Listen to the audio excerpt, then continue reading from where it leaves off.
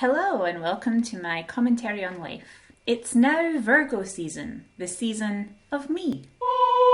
That's right, she's a Virgo, and if that means anything to you, then you'd probably be better at making this video than I am. I am not clued in about astrology in any way, so let's explore this.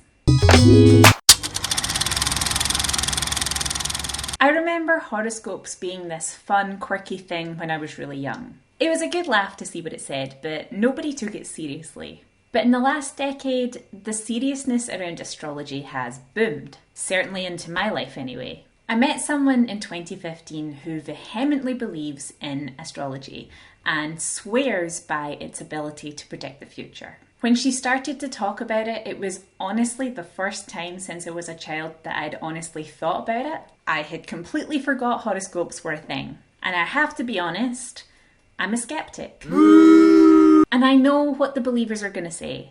You're a Virgo, of course you're critical. But I am here now willing to give it a try. According to How Stuff Works, astrology is the study of the influence that distant cosmic objects, usually stars and planets, have on human lives. The position of the sun, stars, moon and planets at the time of people's birth is said to shape their personality, affect their romantic relationships, and predict their economic fortunes, among other divinations.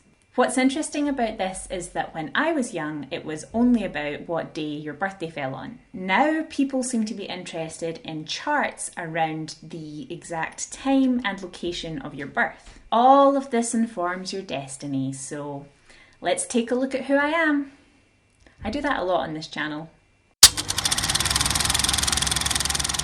I'm going to use justastrologythings.com to work out my birth chart. It's a bit weird that it wants to know exactly where I was born because I have no connection to the town I was born in whatsoever. It was literally just that there was only one maternity hospital in this area of Scotland in the 90s. It's not really fate. My sun sign is Virgo. That's why I'm making this video. Constantly the butt of jokes for being critical and picky. The butt of my own jokes, apparently. Most of the people born under this sign are very neat and clean. They tend to be picky about the things they bring into their lives. That would explain my minimalism obsession. They love to explore logical and practical ideas. A Virgo's brain will be in overdrive most of the time, which is why they are so productive. My moon is in Scorpio. The inner emotions of a Scorpio moon are, to say the least, intense. This is a dark position of the moon. These people burn with deep passion and desire. I'm not sure if I relate to that or not. They know how to really connect with others on an emotional level. Scorpio moons, that would be a good band name. Scorpio moons ultimately need people who can explore the depth of Scorpio moons ultimately need people who can explore the depths of life with them, helping them uncover truths about themselves. I mean, that sounds fun to me. I have an Aquarius rising, which means I come off as very unique and original. Their quirky personalities are accepted by most people easily. They typically approach others with an open mind. Individuals from all different backgrounds are treated as equals by this sign. Furthermore, their cool and objective interest in the world around them appeals to many crowds. I am quite easygoing, and obviously I asked about astrology because I wanted to learn more about the world and also be closer to my friend, so I suppose my Mercury is in Virgo, which says I get high-strung when things get out of control. That really doesn't sound like me. My Venus is in Leo. Leo-Venus people will brag about their relationship. I know I'm denying all the bad things, but that really doesn't sound like me. My Mars is in Libra. Rather than being open about being upset, they will hint around it. That's actually pretty true. Saturn and Aquarius natives are good friends. They are loyal, impartial, stable, and responsible. However, it may be difficult for them to make friends. It is hard for them to be accepted because some give off a superiority complex. That completely contradicts my rising info. I'm not really extroverted. Once I start talking to people, I'm very chatty, but I usually need an extrovert to be my chaperone. It's not difficult for me to make new friends, it's just that I need a push. Neptune in Capricorn. Stubborn in nature. I couldn't disagree more. Not because I'm stubborn, but because I quite often have a change of heart. Neptune in Capricorn doesn't usually get struck by creativity. I don't think my Neptune is in Capricorn. Scorpio Pluto goes beneath the surface in a secretive and intense way with matters concerning sex, the occult studies, the mind, and death. They may have an obsession with areas relating to genetic engineering, creating and destroying life, the occult, and cloning. In many fields of study, the position of this sign may keep discoveries secret from the public. I don't know what to say about that, other than I definitely don't have any secret projects around creating and destroying life, the occult, or cloning. Jesus, Pluto. I mean, Pluto's not actually a planet, so maybe we can just discount this whole section. It's probably for the best. So those were planet positions. There's also house positions and planetary aspects to read through. I'm not going to do that in this video because it's going to take forever. I did have a look through them, and as you might imagine, some of it was right, some of it was wrong. So what use is this information to our lives? Well, my friend who uses astrology uses it as a sort of guide to her life. She uses an app called Daily Horoscope that anticipates what you'll face and how to deal with it. So I gave it a go. In the days leading up to this video, I read my horoscope, and then at the end of the day, I would reflect on whether or not it actually was relevant to my life. On Saturday the 21st of August, it read, "You may have recently diverted away from a path you were enjoying, but now you have the chance to get back on that path. But how? It won't be as hard as you might think, Virgo. You may have lost your momentum, but you have not lost your desire for achieving something better or the ability to do what you want to do. Keep that in mind today and try to build up your hopes and enthusiasm once more. That's really the only thing that is missing." I honestly don't know what this is referring to. On Saturday, I went a walk with my brothers and I went to a shopping centre and I bought some stuff for my bike. Is the path riding my bike? I suppose I haven't done it in a while, but I wouldn't say anything particularly made sense for that day's advice. On Sunday the 22nd, it said, "You may be taking stock of many aspects of your life right now, Virgo, including your health, your overall well-being, your dreams for your future, and so on. This is important stuff, and you certainly have it within you to take positive steps now to reach optimum heights and realise what you envision. The most important thing to keep in mind now is that you must be kind to yourself and patient, create a strategy for getting to where you want to be, take it one step at a time. You'll get there in no time."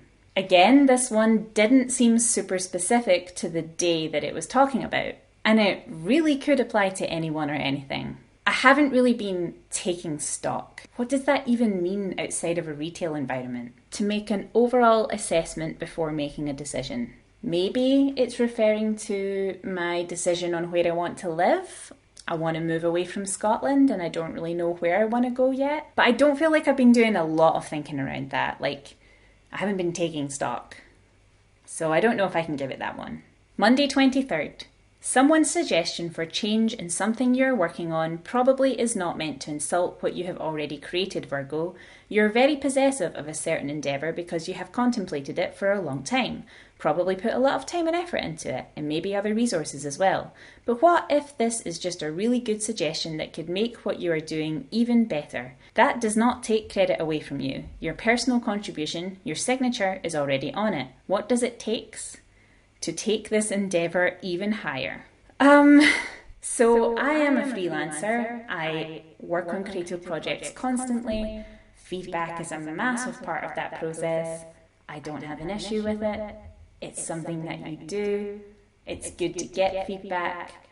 I don't often protest it unless the feedback is dumb. But I will always offer my professional opinion and explain why I've made a decision. And if somebody comes to me with something that is like, "Oh, I want to change it because of this reason," then I'll talk to them about it. But more often than not, I will change it to what they want because it's theirs. You know, if it was mine, if it was like my... Anyway, I'm not even going to go into this because I was working on this day, but I didn't receive feedback from anybody. I didn't even get any emails to say, oh, hey, like that project you sent, we want to change, or how is something coming along? Like nothing. Unless the feedback it's talking about is this horoscope and it's like, stop pushing back. So I turned to another source. I decided to look at a tarot reading specifically for Virgo on YouTube. So it covered the whole week, and the week has passed, so I'm going to reflect now on whether or not what they said would happen, happened. It said that I would achieve a personal goal. I did clear out some old stuff that I had needed to do for a while, but that wasn't necessarily a goal. I mean, I know not all goals have to be exciting, but it wasn't something that I was like, yeah, I'm going to do this. It was like, gotta do this. The cow spirit showed up, which means I am blessed in an area of my life. Something is going to come through my life that is going to manifest in a miracle. They said that it could come the week of the reading or it could come in the weeks after it. So I guess I'm waiting because I don't think a miracle happened last week. Not to me anyway. They also said that the miracles are endless. So it should be several things. I'm ready.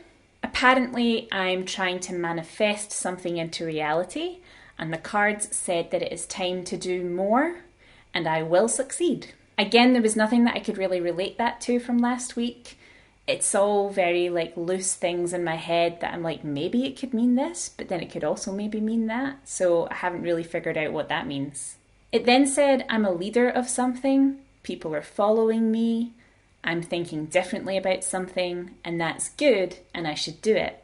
It's vague. But then, can I really expect something like this to accurately predict the coming week of a 1/12 of the population? That would be just under 64 million people all having the exact same experience at the same time. So of course it's not hyper-specific. I would love it if the things that my horoscope said would happen do happen. And if they do, I'll make a follow-up. I want fortune and success and love. I just find the flexibility of astrology a bit too convenient, and I also feel like seeing my birth chart, there are so many signs that are influencing you that basically you would end up reading all of them to interpret your horoscope, which means that basically they all apply to everyone. But as you know, I do find value in self-evaluation. Thinking about your personality traits, your choices, and your behaviour is always a really good exercise. So if it encourages that, then I guess it's a force for good. Thank you for watching today, and if you know anyone else who'd enjoy this content, please share it with them. Tell them the stars want them to watch this video, and if they believe in this kind of stuff, they'll instinctively want to watch it. And if they don't believe in this kind of stuff, then they'll watch it so they can debunk me, but then be pleasantly surprised at my skepticism and then stay for more. Or however you want to share it is fine. See you next time!